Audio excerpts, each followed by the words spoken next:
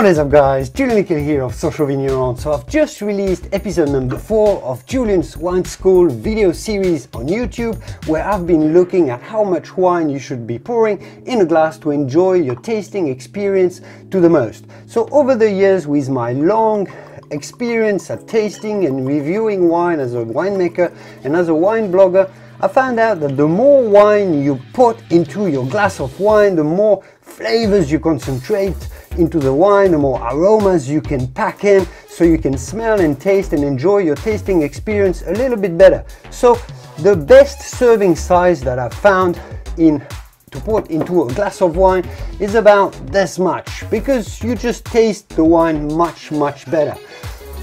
Joke aside, in this video I've been looking at how much wine you should be pouring depending on the type of glass you are going to be using and the size of the glass that you are going to be using, so you might want to go and check this out. I will see you soon in the wonderful world of wine.